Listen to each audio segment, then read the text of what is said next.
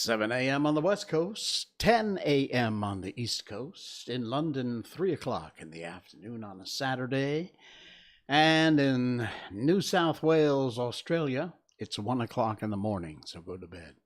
In Malaysia, it is 1975. I'm Jay Sheldon, and I'm not wearing pants.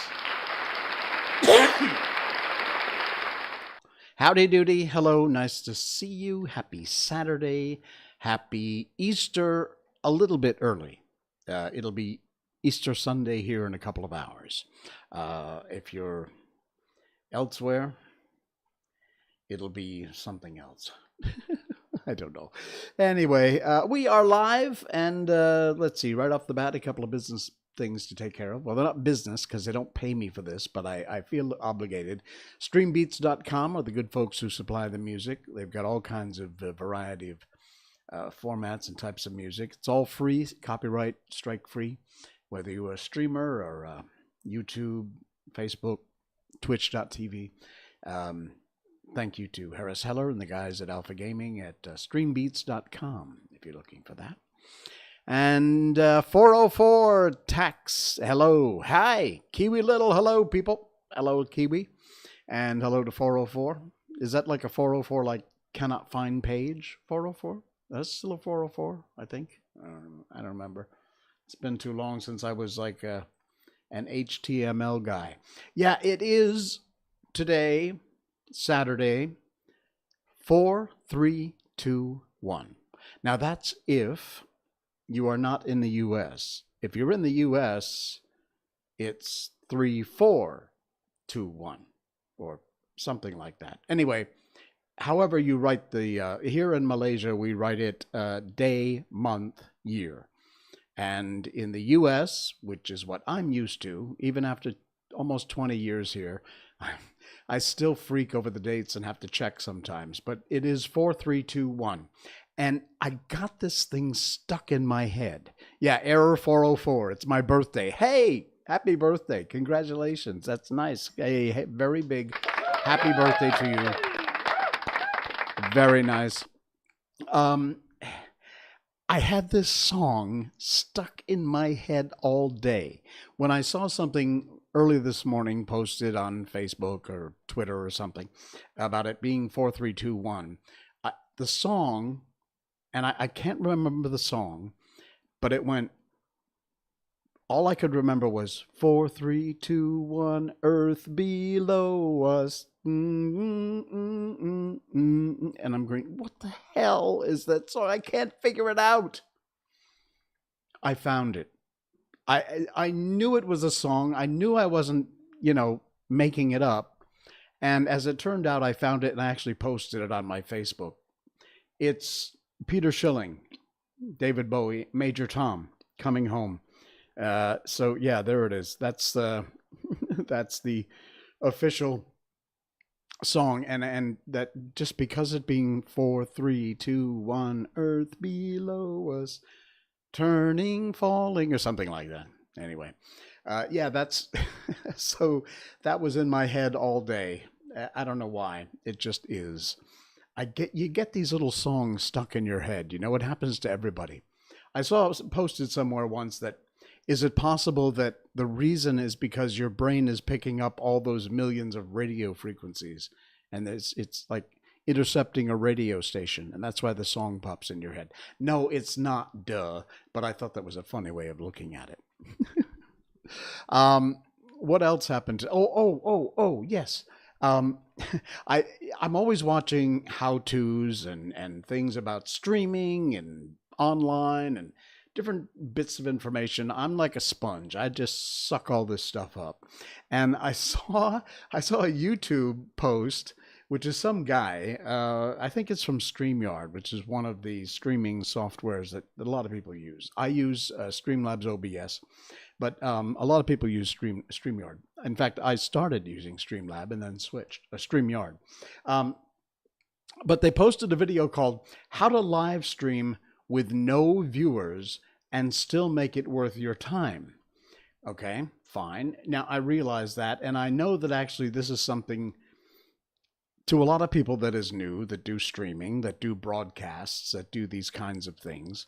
And I thought, okay, well, that's kind of weird. But then it occurred to me, because I do have a little thing up here that shows me how many viewers I have across all platforms. I triple cast. So I am on Facebook Live. The page is called I'm Not Wearing Pants. I'm on my YouTube channel, J Sheldon. And I'm on twitch.tv, J Sheldon No Pants. And so I'm on 3 different platforms. I can see how many total viewers I have. And I just realized why that doesn't bother me. If I have 20 or 50 or 100 or 5, because I spent the better part of 20 years in radio. And in radio, you never know how many, if anyone, is listening to you. It's just the nature of the beast. I mean, yes, there's, ratings, Arbitron, so you get to see those when it's a rating cycle. And I assume probably nowadays, I've been out of the radio and television business for a long time. Everything I do now is online pretty much. But we used to live and die by the ratings. You get bad ratings once in the certain markets, certain stations, you're gone. You're out of there. You're out. Not so much in the smaller markets, medium markets, but in the big markets, yeah, it can happen. So you do get the ratings. You do see if you can trust the ratings. But every day you jump in the air chair and you sign on with your show and you do a show, you put your everything into it. I used to love it. It was my life, and I never had a dull day.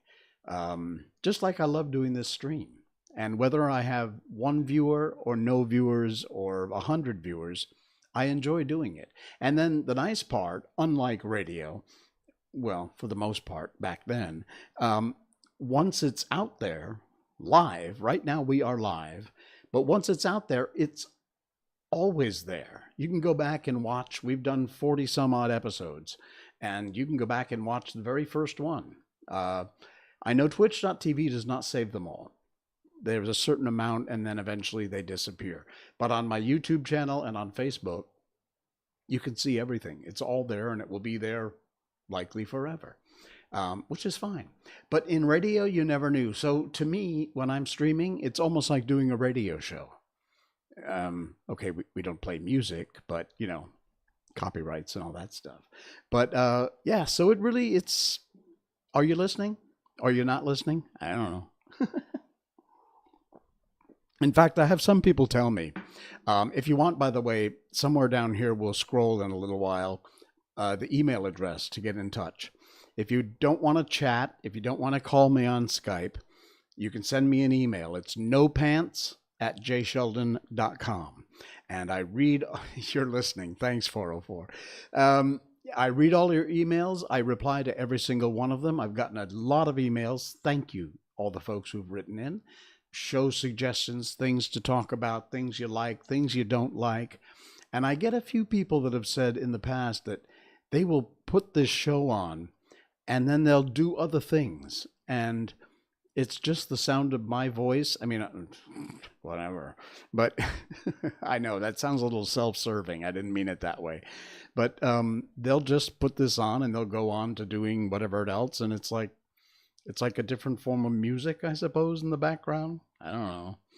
Maybe that's more when I start reading the book chapters, which we will have again today, by the way. We're reading The Velveteen Rabbit, and we'll continue on with a new chapter or two in that. In the meantime, not much. We didn't do hardly anything today. What can I talk about my day? We did laundry. Ooh, that was fun. We had a really good Hokkien mee. Mee is like, how do I explain mee if you don't know what it is? M-E-E. It's a noodle, typical Chinese style noodle. Like ramen noodles, if you're in the U.S., Maggi mee. It's like that. But the real mee, the homemade noodles are, it's so different from what you know as ramen noodles. I had a Hokkien mee today, and everything about it was delicious. It had this ground pork, it had chives, it had a particular kind of mee noodle that was so tasty. And even the fish balls in the soup was just, oh man, they were great, fantastic. Like a podcast or an audiobook. You're right. I don't actually upload this show because I'm not sure it would work. A lot of what I do has to do with visuals. In fact, we're going to get to Facebook review in just a little bit here.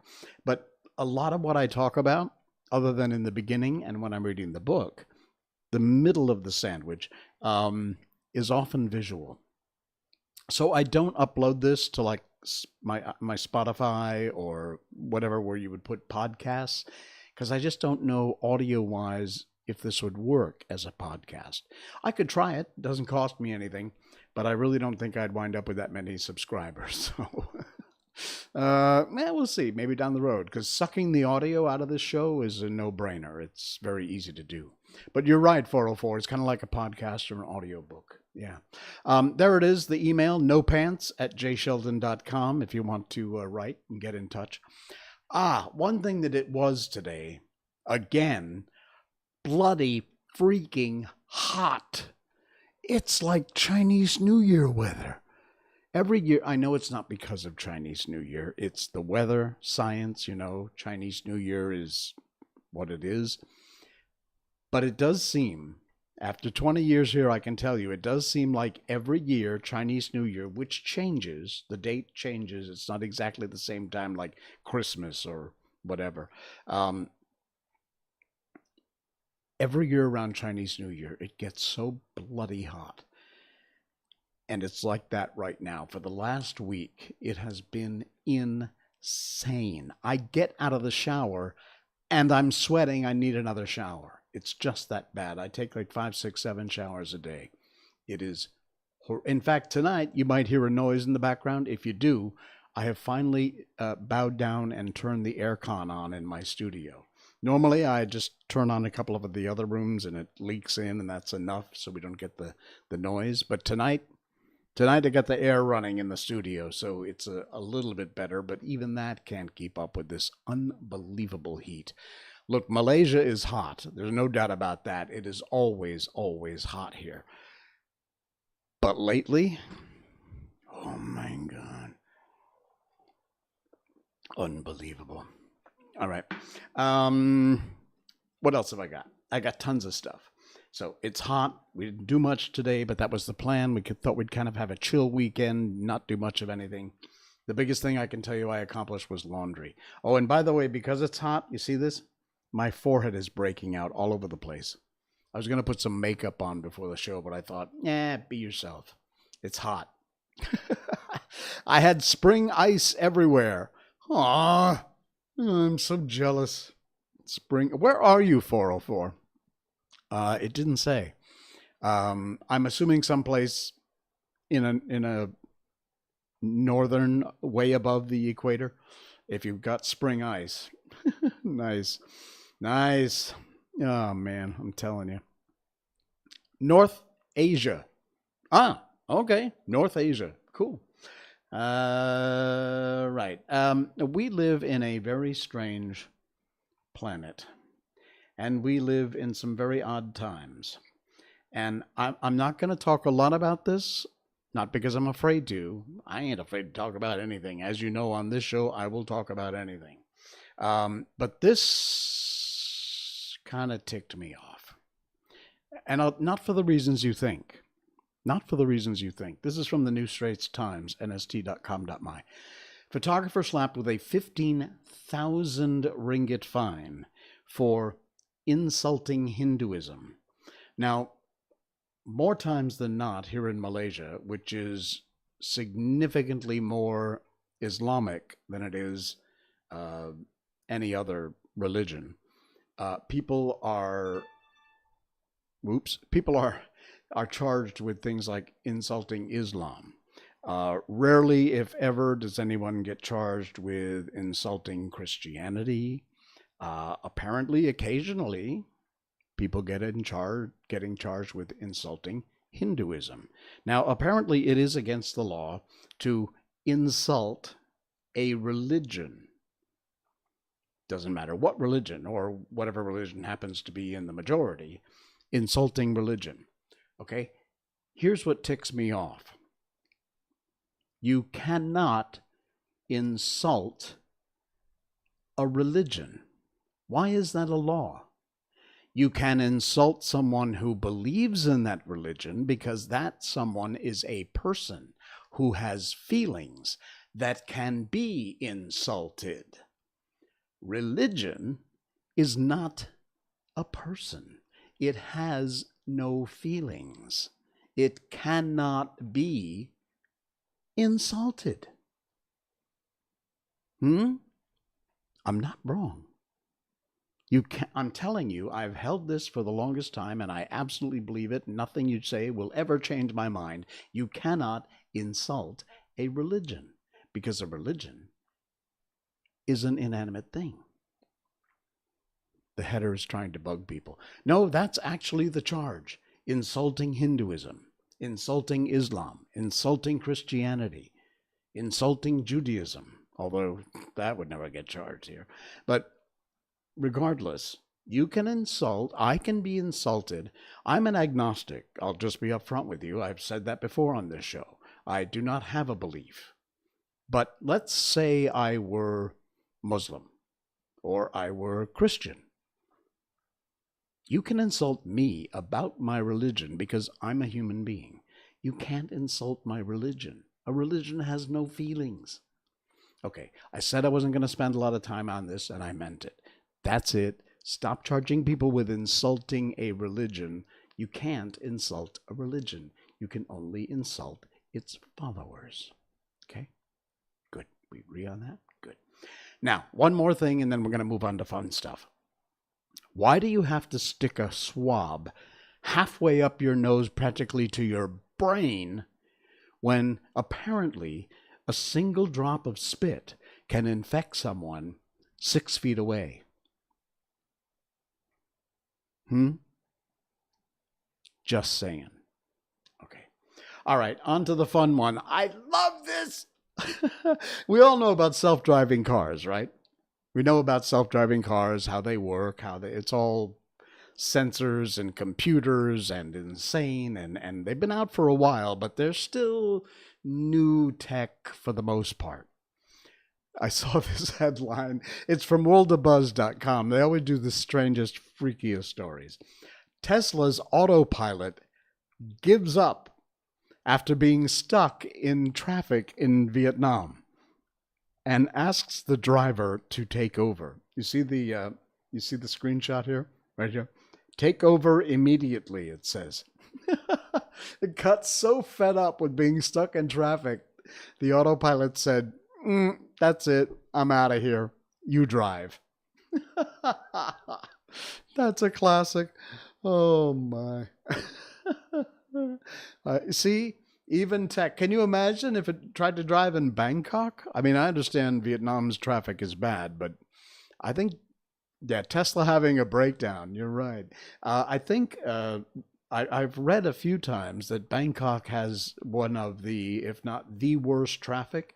Although people tell me Jakarta is, in Indonesia, Jakarta is worse than Bangkok. I can tell you that driving in downtown Kuala Lumpur here in Malaysia, KL, oh my God. And now that they've opened up inter-district travel, but not interstate travel, because we're still all under house arrest per se, now the traffic is back to being as bad as it ever was. The malls are full. There's no parking anywhere. It's a nightmare. It is one thing we discovered today, that it is impossible to park anywhere. Even the mall parking lots are full. It's, yeah, it's bad. Okay. Nothing like my hometown of Cornwall. However, speaking of Cornwall, you like the way I did that little segue there? Nice, huh? Speaking of Cornwall, Connecticut, by the way, not Cornwall, England. I grew up in Cornwall, Connecticut, which is in the northwest corner of the state. And it was a very small town when I lived there. It probably is pretty much a very small town. I don't know what the population is nowadays, but I think when I lived there, it might have been, I don't know, maybe 1,500 people. It's very small, very, very small little kampong. And however, what it was, because as I've said before, it's about 2 hours drive from New York City. And because it's so isolated, and we native Cornwall people pretty much keep to ourselves, I mean, we are neighborly, we are friendly, we know everybody. But if somebody famous moves into town, and a lot of them do, we pretty much just go, like, Whoopi Goldberg, yeah, whatever. Michael J. Fox, okay. And those are just a couple of the people who have either had or currently have homes in my hometown. Whoopi Goldberg, Michael J. Fox, a lot of people that you may not know because they're not in front of the camera, but people who are behind the camera, or, the head of ABC Sports, things like that. Very, very huge, big up in the entertainment business, television, film, and writers, directors, producers, not just the actors in front of the camera. Excuse me, but they all have homes there because it's a beautiful, beautiful area in Northwest Connecticut. B, like I said, for the most part, people just kind of leave them alone. One thing that hasn't been left alone, though, are prices. Never mind buying a home in Cornwall, Connecticut these days. In fact, check this out. Never mind renting a home in Cornwall, Connecticut these days. This is unbelievable. Check this out. 45,000 USD a month to rent this place in West Cornwall. That, in fact, is where I lived, in West Cornwall. That's not my house. I wish. 45,000 USD a month. This is insane. I have no idea. I don't know anybody who would make that kind of money. That is crazy. Absolutely nuts. Can you imagine? Yeah, a month. Exactly, 404. Obligated Orb, hey, nice to see you. Obligated Orb says, sheesh, which is exactly right. Yeah, sheesh. And that's, I saw another post from somebody, and those were like, around 35, 45,000, 50,000 a month for rent. Insane. Unbelievable. Invis Toby, hey, Obligated Orb, hello, nice to have you along. Cool. Not worth it. I don't care who you are. Yeah, well, you're exactly right. I could not agree more. And as you can see, my little hometown has turned into quite the bedroom community. Damn. How about this one? I saw this post, which was funny in and of itself. Making of the world's first camera. Now take a look at this lens hood here. Let me get my mouse back. There you go. Look at this. That's a guy. Look at the size of this thing. Making of the world's first camera. What I'm not showing you yet is the comment somebody made. It's this guy, David. Okay? Here's the comment. It'll make sense in a second. Which camera took the picture of the world's first camera? Think outside the box. I love that. Which camera took the picture of the world's first camera? Brilliant. Brilliant. Oh, man. By the way, anytime you want to chime in on the show, you can. You can Skype me. The number's popping around through the bottom right now. 1-860-598-0987 is the phone number. That's a Connecticut number, so toll charges may apply. Or you can Skype. Just Skype, type in J. Sheldon or I'm not wearing pants. J. Sheldon is probably easier on Skype. and hit call, boom, you're on the show, just like that. I think it's the first video camera. Somehow, I'm not sure that would be right, but yeah, maybe. Maybe. Oh my. I want to see the type of picture the first camera took. That would be nice. But you know, again, it was just a glass plate, wasn't it? Coated with nitrous, whatever it is. I don't know. I don't know. Those days are gone, I'm afraid. Although somebody told me that Kodak was coming out with, this was many years ago, a few years ago, coming out with a new 8mm or Super 8 camera. My first film ever was shot, not on even Super 8, on an 8mm wind-up movie camera. You loaded the film in the dark and everything, the little tiny reel of 8mm film. You wound it up, and then you hit the trigger. You changed, it had 3 lenses on the front of the camera. You could see through the eyepiece, and then you hit the trigger, and it would and run the film through and expose it. My very first film ever, little shorty, was a Professor Fate in the Hannibal 8 type thing.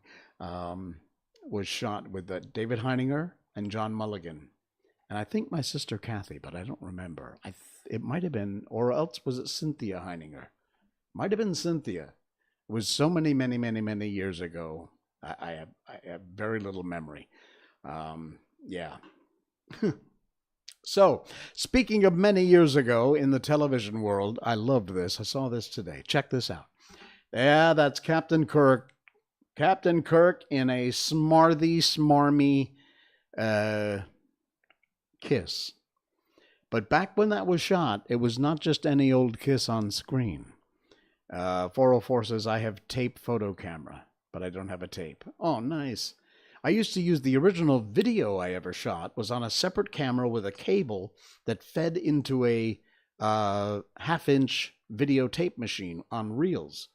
You'd load one up, reel it through around the record heads and the take-up reel, almost like a reel-to-reel tape recorder, only it was videotape. It was half-inch.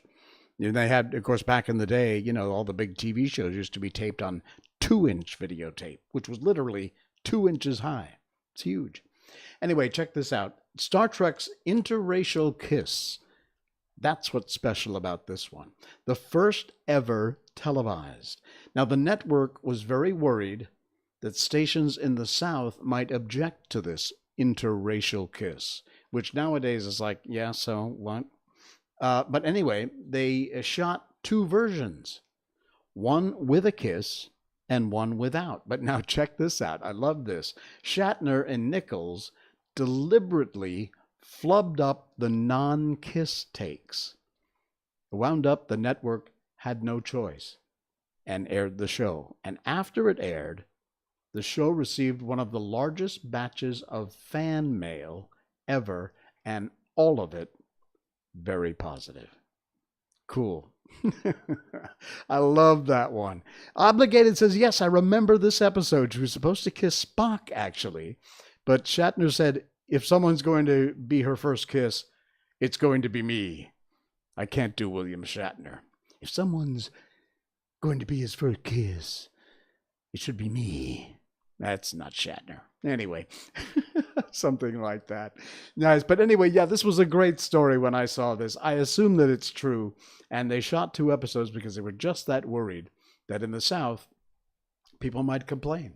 You know, that was a very different time back in the U.S., back in the 60s. Although if some of these crazy left people have their way, we may be going back to that time. Seriously. All right, check this out. I love this. I would so buy one of these t-shirts. I want to make some. I want to make some. This is the coolest thing ever. This is a new thing they're doing to make t-shirts. Watch this. I can't play the sound, but watch. See what they're doing? This is the side of the road. This is like pavement. City streets lined with the coolest things, from grids, covers, street tiles. Let me just pause it. You see that there? Unfortunately, it's got the stuff all over it here. But all right, get rid of that. Okay, cool. You know what? I should move this over. Let me see if I can. There we go. Okay. Capture these. Look at that's a manhole cover. So they cover it with ink, lift it up. Check this out. And there you go. Look at that. Look at that. Would you wear that shirt or what? I would absolutely wear that shirt. That is the coolest thing ever. And not just the manhole covers. Look at this. Cracks and all. That's so cool. Look at that. And honestly, except for the ink and a few things along with the t-shirt, that almost looks like KL, doesn't it? That looks like Menara KL. I'm assuming it's not, but it does look like it. Check that out. Exploring the overlooked. Man, you could make a fortune doing this. So, yeah, exactly, 404. So stylo. Look at that. I don't know. I don't see a shop or anything here. Budapest. There you go. Check. Oh, look at that. Nice. With the, what is that? A bear? Something like that? That is the coolest thing. Mashable. Damn cool. Why didn't I think of that? Seriously, these, I'm assuming they probably have some sort of little boutique or something. But every city's got these. Even small towns have them. And the ink doesn't wash out too quickly. Well, I would assume they're using proper printer's ink, which is made for t-shirts and things like the one I'm wearing here. By the way, did you see this? Let me switch to the other camera here. I think I've shown this before, but in case you're new, this is Samurai voiceover artist. See? Got the samurai here, got the microphone, windscreen, spit shield, pop shield. Yeah, this is... I spent a freaking fortune on this. It came from the UK. Some guys over there designing it. They have a whole website of samurai fill in the blank. So, you know, samurai bass guitar player, samurai voiceover artist. Strangely enough, they had voiceover artists. There can't be that many of us. Excuse me, but check it out. I just do an internet search for samurai t-shirts. It'll probably come up. You'll see them. They're very cool, but fair warning, they ain't cheap. I had to have this one because it was just too cool. How often do you see a voiceover anything? So I picked that up because it was damn cool. All right. You know what? That's it. We got through everything I wanted to talk about tonight. Imagine that. How'd that happen? Wow. Actually, it happened because I've been doing 34 minutes. That's why. Wow. I've been doing 34 minutes. I need some extra light. Okay, there we go. It's still hot in here. I started out the show by telling you how hot it was in Malaysia. Trust me, it hasn't changed. It's wicked bad. Wicked, wicked, wicked bad. Okay, it is time. It is time for the Velveteen Rabbit. We're reading the Velveteen Rabbit. And we read a chapter, if it's a short chapter, maybe more than one, every stream at the end of our stream. Usually takes 20 minutes, maybe a little more. And we did The Wonderful Wizard of Oz. We just finished Alice in Wonderland. And now we are doing The Velveteen Rabbit by Marjorie Williams Bianco. And I explained last time that Marjorie Williams Bianco is my great aunt. Yeah, so there you go. Little nepotism here on the books we choose. But this is a very famous and a very well-known story. If you haven't heard it before, well, join along with me because I have, sadly to admit, even though she's a relative, I never read it before either. So it's the first time for you and for me. And strangely enough, I actually managed to find the illustrations for the Velveteen Rabbit, and we're going to kind of go along with the chapters we read. This one is when, as you know, the last time, the skin horse was talking to the Velveteen Rabbit about becoming real. And so that's, in fact, the chapter we're starting with tonight. It's called The Skin Horse Tells His Story. The boy's uncle made me real, he said. That was a great many years ago, but once you are real, you can't become unreal again. It lasts for always. Oh, the rabbit sighed. He thought it would be a long time before this magic called real happened to him.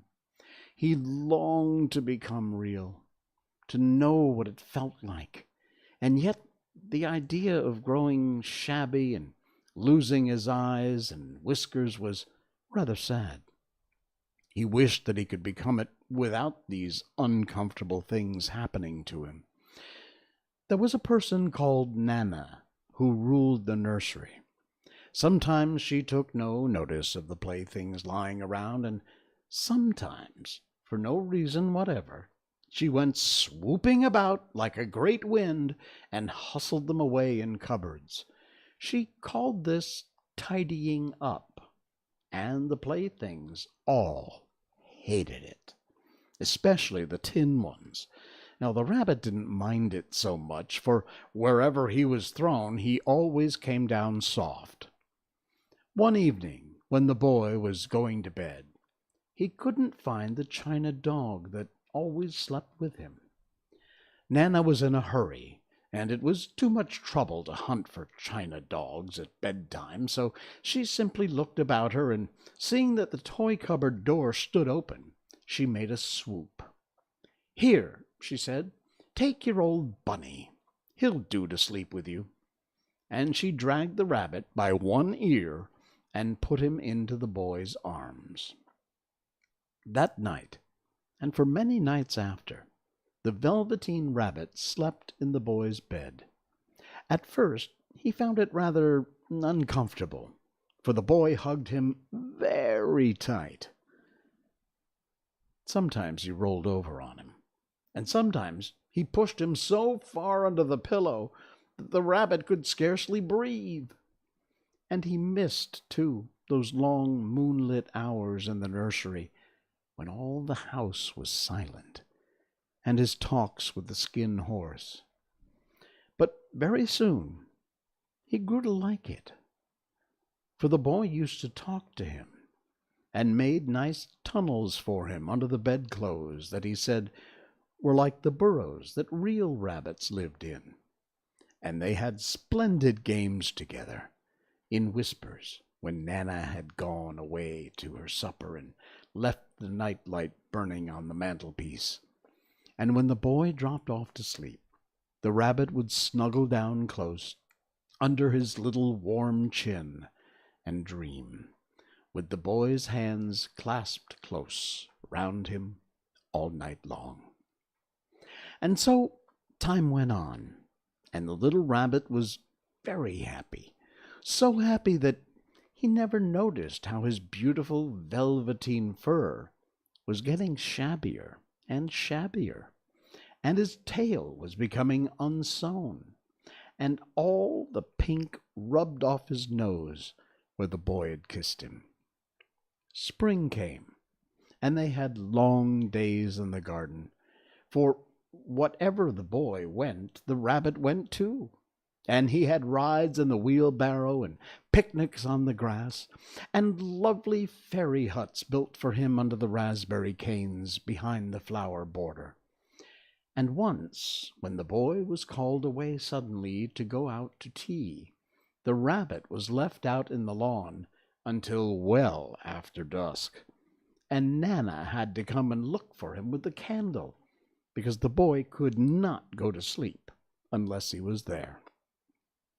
He was wet with the dew and quite earthy from diving into the burrows the boy had made for him in the flower bed, and Nana grumbled as she rubbed him off with a corner of her apron. I think we're going to go on and do another chapter. It's called Springtime. "You must have your old bunny," she said. "Fancy all that fuss for a toy." Well, the boy sat up in bed and stretched out his arms. "Give me my bunny," he said. "You mustn't say that. He isn't a toy. He's real." When the little rabbit heard that, he was so happy, for he knew that what the skin horse had said was true at last. The nursery magic had happened to him, and he was no longer a toy. He was real. The boy himself had said it. That night, he was almost too happy to sleep, and so much love stirred in his little sawdust heart that it almost burst, and into his boot-button eyes that had long ago lost their polish, there came a look of wisdom and beauty, so that even Nana noticed it the next morning when she picked him up and said, "I declare, if that old bunny hasn't got quite a knowing expression." And that is the Velveteen Rabbit. Coming up next time, we will do a chapter or two. It's called That Was a Wonderful Summer. So we will move on to another chapter next time in our Velveteen Rabbit book. It's such a cute little story. I love this. And it's going to end up even better. I did sneak a peek ahead. So, The Velveteen Rabbit by Marjorie Williams Bianco. Brilliant. All right, folks, that is going to do it for us for another show. It's a Saturday night, which means we'll be back on Tuesday. Wherever you may be sure you do us the favor of liking, subscribing, sharing. Make a comment if you like. Again, you can email me, nopants@jsheldon.com, and I will read and reply to all your emails. Appreciate that. And don't forget, too, that you can send your book suggestions by all means. Like, subscribe, share. If you are so inclined, there is a link here for you to make a donation to the show to help defray costs. Also on Facebook, you'll find it, I think, in the description above or below or in one of these places. You'll find it. If you are able and so inclined, no obligation. Thank you for those who have and those who will. Appreciate that. Like, subscribe, share. Those are all the biggies on YouTube. J. Sheldon. Look for that logo. Also, twitch.tv. Give us a subscribe over there. And on Facebook, you will find us at I'm Not Wearing Pants. Yes. All right, guys. Thanks so much again. Enjoy the rest of your Saturday or Saturday night. Have a wonderful Easter if you are celebrating the holiday. And I will see you back here again on Tuesday night, 10 p.m. my time, wherever that may be on your part of the planet. Until then, I'm Jay Sheldon, and I'm not wearing pants. Good night. Yo.